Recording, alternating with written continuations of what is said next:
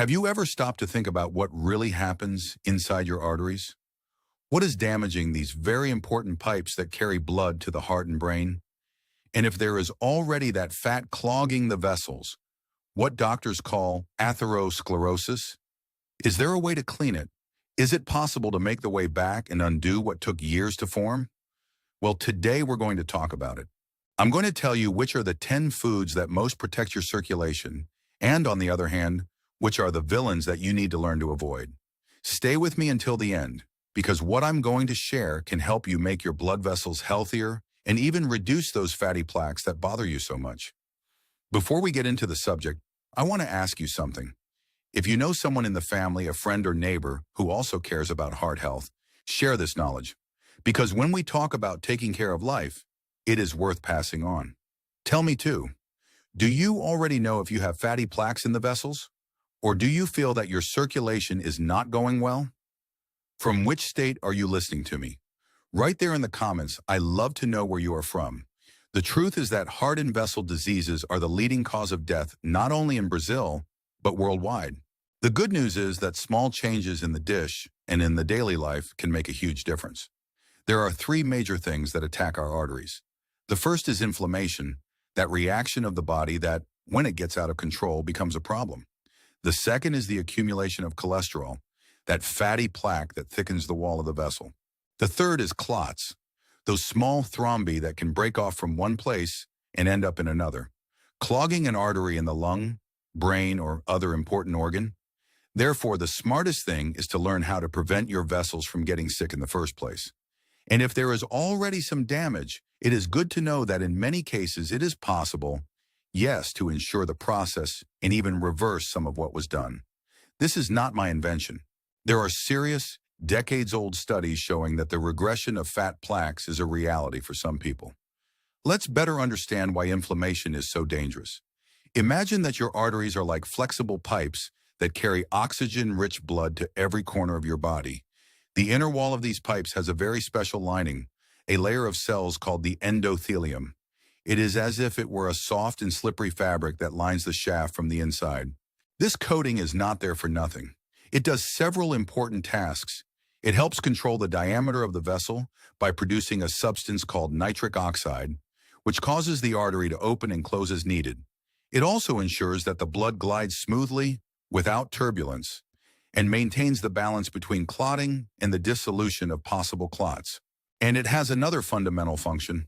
It prevents the cholesterol that circulates in the blood from sticking to the wall. Now, when the body is inflamed, this precious coating suffers a blow. It loses the ability to repel cholesterol. Instead, it starts to attract the fat particles as if it were a magnet. The cholesterol then clings to that weak region, begins to penetrate the wall, and forms that fatty plaque, atherosclerosis. It's an explosive combination. Inflammation plus high cholesterol is like having phosphorus and gasoline together. Therefore, the first step is to reduce inflammation in the body. And what causes all this inflammation? The list is not small. Obesity, especially that fat that accumulates in the belly, is one of the biggest villains. Cigarettes too. They inflame every inch of the arteries. High blood pressure, a sedentary lifestyle, day-to-day stress, poor sleep, high cholesterol, and of course, a diet that favors inflammation. Let's look carefully at each of these causes. First, look at your own belly. Is it more prominent than it should be? This is not just a matter of aesthetics. Belly fat, the fat that stays inside around the organs, acts as if it were a factory of inflammatory substances. Researchers call it visceral obesity, and it's the most dangerous. A simple way to tell if you're in this risk zone is to take a tape measure and measure your waist circumference. If you are a woman, the ideal is to stay below 88 centimeters. If it is a man, below 102 centimeters. If you have exceeded this amount, it is a warning sign. And it's no use thinking that eating the 10 foods I'm going to mention will solve the problem as long as the belly remains big. It doesn't work like that. This visceral fat does not stay still. It releases molecules that spread inflammation throughout the body as if they were small messengers of chaos. Some of these messengers have complicated names such as TNF-alpha and interleukin-6. In addition, This fat messes with your hormones, increasing hunger, worsening mood, and raising cortisol, which is the stress hormone. It also disrupts the functioning of insulin, paving the way for prediabetes, diabetes, high blood pressure, and fatty liver. Losing your belly needs to be a priority. And what foods make that belly grow and inflammation worse? The first group is ultra-processed foods. These are those products that come in packages full of ingredients that you don't recognize, with laboratory names. They have preservatives to last longer on the shelves, flavorings to trick the palate, artificial colors to make them look prettier. They are cheap, which is why so many people end up consuming them. But they act like a bomb inside you. Too much sugar, poor quality fat, too much salt, and almost no real nutrients. And the worst thing is that they steal the place of real food, such as fruits, vegetables, and greens. I'll give you some examples for you to recognize. Stuffed cookies, those packaged snacks, instant noodles, common or diet sodas, boxed juices, ready-made salad dressings, ketchup, mustard, industrialized cakes, fruits and syrup, jams, ready-made puddings, and even those cereal bars that everyone thinks are healthy. Well, many of these bars are made with corn syrup and fructose, which are worse than regular sugar. It is the famous wolf in sheep's clothing. Sugar and its cousins, corn syrup and fructose, deserve special attention. They are hidden in places you can't even imagine. They not only enlarge the belly but also feed inflammation. Another group that bothers a lot are refined carbohydrates. White pasta, white rice, white bread. These foods enter the bloodstream quickly, cause a glucose spike, and then a large release of insulin. Several studies have linked this type of carbohydrate to obesity, metabolic syndrome, type 2 diabetes, and various inflammatory conditions. Whenever possible, prefer wholemeal versions, brown rice, wholemeal pasta, wholemeal bread. Trans fats have been a real disaster for the health of humanity. At the beginning of the last century, someone discovered how to transform liquid oils into solid fats, similar to saturated fat, through a chemical process called hydrogenation. It seemed like a good idea at the time, but the price came later. Around 1980, scientists realized that trans fat was linked to heart attack, and worse. It not only increased bad cholesterol, LDL, but also lowered good cholesterol, HDL. On top of that, it worsens inflammation and is associated with diabetes and even memory problems. Therefore, avoid any label that says hydrogenated vegetable fat or partially hydrogenated. You'll find it in margarines, snacks, ready-to-eat desserts, and fast foods. What about saturated fats? They are those that are solid at room temperature, such as coconut oil, rump fat, whole milk cream, butter, and that white part that we see in red meat. It also increases cholesterol, so the recommendation is to prefer white meats, such as fish and chicken, and limit red meat to 2 or 3 times a week, always choosing the leanest cuts. Now let's talk about cholesterol. He's not a monster. In fact, your body needs it to build cell walls, to manufacture vitamin D, to produce hormones, and to produce the bile salts that aid digestion. The problem is when it appears in excess, or when inflammation is present. Most of the cholesterol circulating in your blood doesn't come directly from what you eat. 70 to 80% is produced by your liver. That's why genetics weigh so much. It is essential to have regular blood tests to know how your cholesterol is. There are 2 main types that you need to know about. LDL, known as bad cholesterol, is the one that deposits fat in the arteries. HDL, the good one, acts like a cleaning truck, removing excess LDL from where it shouldn't be. It is a myth that the story that cholesterol medicine decreases testosterone. It is not true. Who produces testosterone is HDL, the good cholesterol. If your LDL is too high, it means that you are generating too much waste. If your HDL is high, you have a lot of cleaning trucks working in your favor. Now, if the bad is high and the good is low, then the fat deposit is almost certain, especially if there is inflammation in the middle. There is a simple test that helps measure this level of inflammation: ultrasensitive C-reactive protein. If it's high, your cardiovascular risk increases because your arteries have too much of that tar that attracts cholesterol. If it is very low, even if the cholesterol is a little above normal, the danger is less.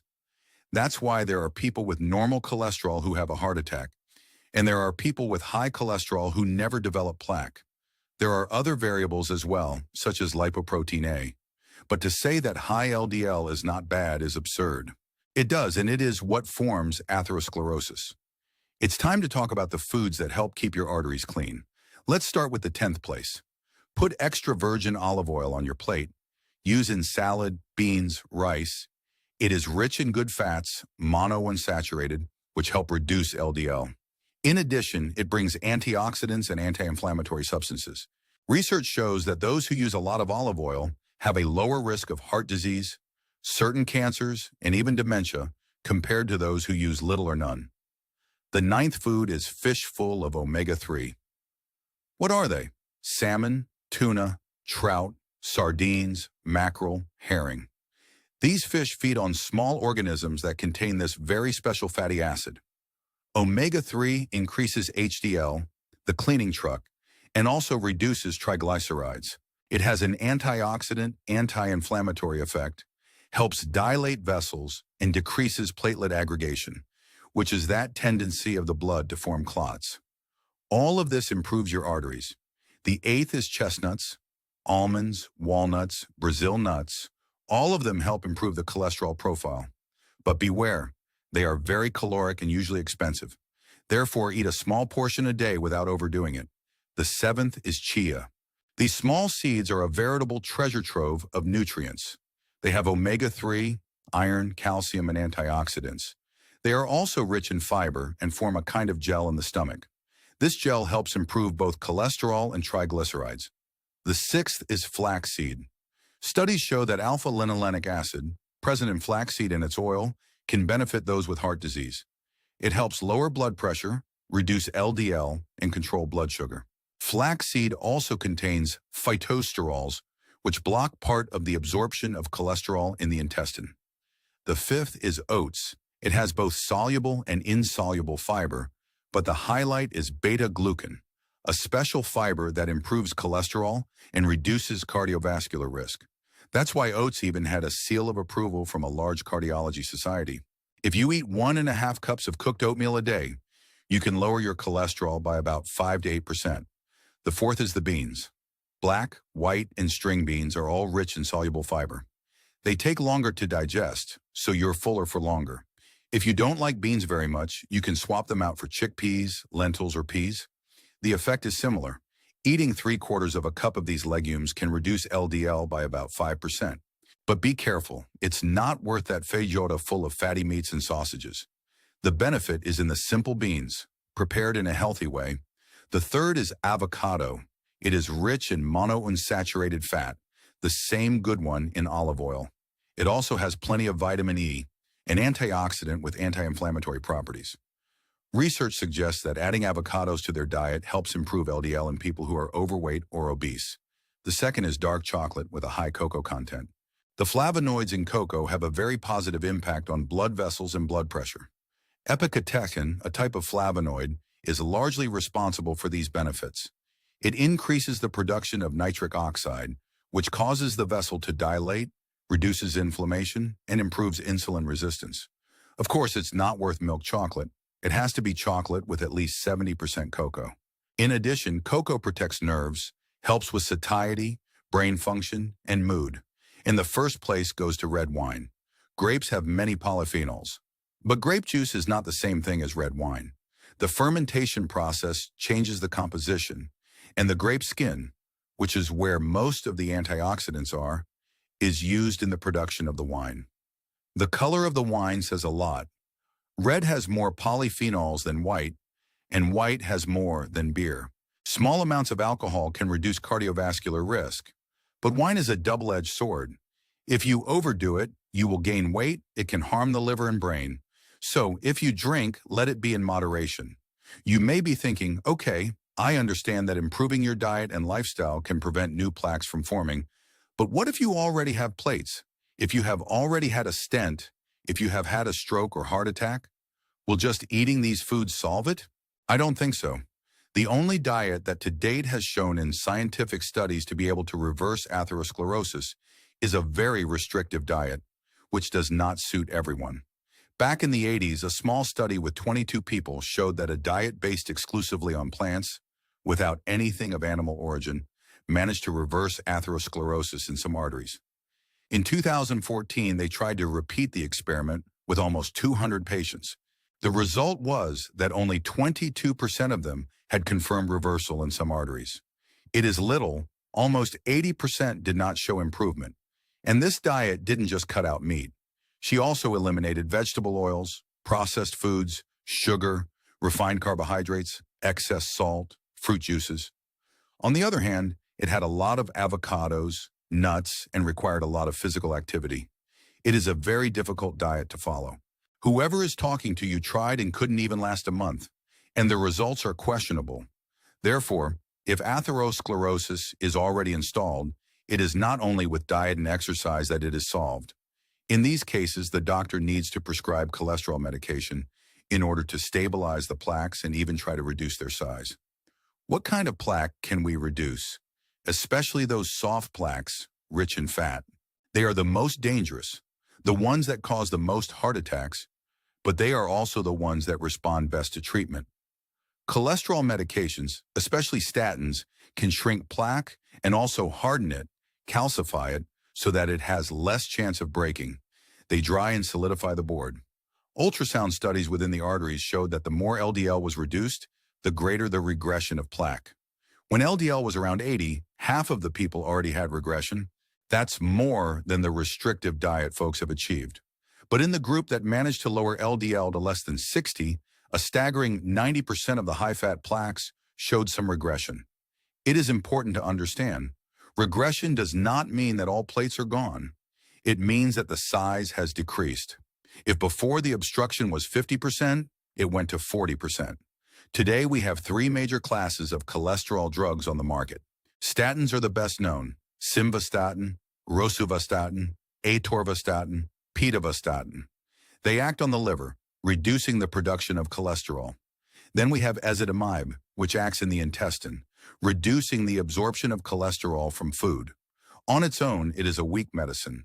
But if you combine ezetimibe with a statin, the result's impressive, because you block both production and absorption, a synergistic effect. The third class is PCSK9 inhibitors. PCSK9 is an enzyme that hinders the removal of bad cholesterol by the liver. These drugs are injectable, applied under the skin every 15 days, and are very expensive. We only use it in very specific cases. But of course, medicine alone does not work miracles. To achieve the regression of fat plaques, it is necessary to eliminate the factors that cause the problem in the first place. Quit smoking, control pressure, exercise, learn to deal with stress, sleep better. There is no magic formula. There is consistent work. But the good news is that regression is possible, yes. By following these steps, you'll have healthier arteries, that beautiful inner lining, and no inflammation. I hope this information was helpful to you.